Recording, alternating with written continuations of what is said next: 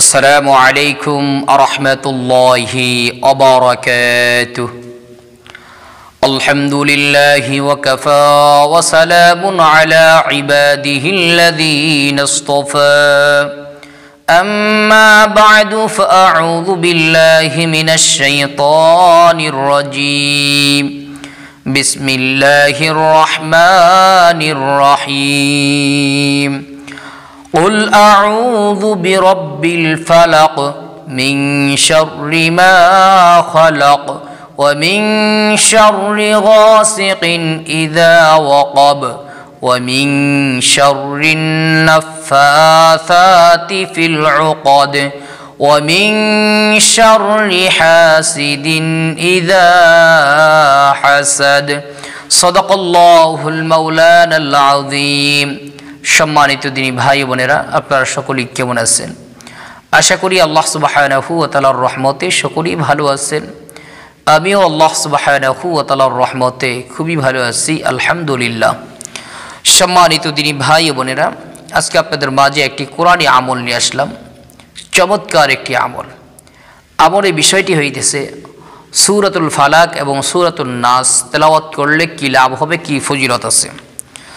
সূরা ফালাক এবং সূরা নাস হইতেছে কোরআনে কারিমের সিরিয়ালকৃতভাবে যে সূরাগুলো সাজানো আছে, যেমন সর্বপ্রথম সূরাতুল ফাতিহা, সূরাতুল বাকারা, সূরাতুল আল ইমরান, এইভাবে সিরিয়ালকৃতভাবে যে সূরাগুলো সাজানো হয়েছে, এর মধ্য থেকে সর্বশেষ দুইটি সূরা অর্থাৎ 113 নম্বর 114 নম্বর সূরা। কোরআনে কারিমের মধ্যে মোট সূরা আছে 114টি। এর মধ্যে 113 এবং 114 নম্বর সূরা হইতেছে সূরা ফালাক ও সূরা নাস। এই দুইটি সূরা তেলাওয়াত করলে কি লাভ আছে, কি উপকারিতা আছে, আজকে আমরা বিস্তারিত জানব ইনশাআল্লাহ। আমলের নিয়তে শুনব এবং অবশ্যই আমল করব। কেউ যদি রাতে ঘুমানোর আগে সূরা ফালাক ও সূরা নাস একবার পাঠ করে, তো আল্লাহ তাআলা জিনের যত প্রকার যাবতীয় জাদুটনা আছে, এই যাবতীয় জাদুটনা থেকে, কুমন্ত্রণা থেকে আল্লাহ তাআলা তাকে হেফাজত করবেন। এটা হলো 1 নম্বর আমল। তাহলে আমি আপনি প্রত্যেকেই ঘুমানোর আগে অবশ্যই সূরা ফালাক এবং সূরা নাস পাঠ করব। 2 নম্বর, কেউ যদি এই সূরা ফালাক এবং সূরা নাস লিখে শিশুর গলায় ঝুলিয়ে দেয়, তো শিশুর উপরে কোনো বদ নজর পড়বে না, শিশু কান্নাকাটি করবে না ইনশাআল্লাহ। 3 নম্বর, কেউ যদি এই সূরাটি 21 বার পাঠ করে অথবা 11 বার পাঠ করে অন্য কারো উপরে ফু দেয়, ওই ব্যক্তির ভিতরে যদি জাদুটোনা থেকে থাকে ইনশাআল্লাহ এটা দূর হয়ে যাবে।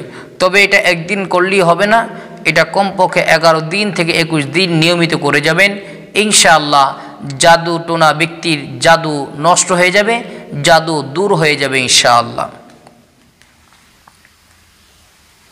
4 নম্বর, কেউ যদি কঠিন জাদুটোনা রোগে আক্রান্ত হয় অথবা শারীরিক রোগেও যদি আক্রান্ত হয়, সেজন্য প্রতিদিন সূরা ফালাক ও সূরা নাস বিসমিল্লাহর সহিত 41 বার পাঠ করে পানিতে ফু দিয়ে সেই পানিটা পান করে, এতে যে কোনো জাদুটোনা ইনশাআল্লাহ নষ্ট হয়ে যাবে।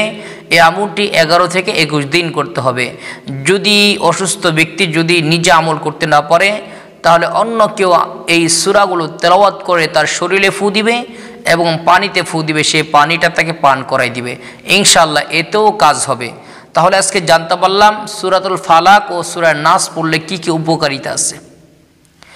কেউ যদি সকাল এবং সন্ধ্যা সূরা ফালাক এবং সূরা নাস নিয়মিত তেলাওয়াত করে, জিন্দেগিতে কোনো দিন জিনের কোনো সমস্যা তার মধ্যে হবে না ইনশাআল্লাহ, জিনের কোনো প্রকার সমস্যা তার মধ্যে দেখা দিবে না ইনশাআল্লাহ।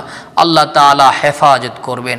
কাজেই আমি মনে করি প্রত্যেকটা মুসলমানের জন্য সকাল সন্ধ্যা সূরা ফালাক ও সূরা নাস তেলাওয়াত করা জরুরি। আল্লাহ তাআলা আমাদের সকলকে আমল করার তৌফিক দান করুন, আমিন। আসসালামু আলাইকুম ওয়া রাহমাতুল্লাহি ওয়া বারাকাতুহু।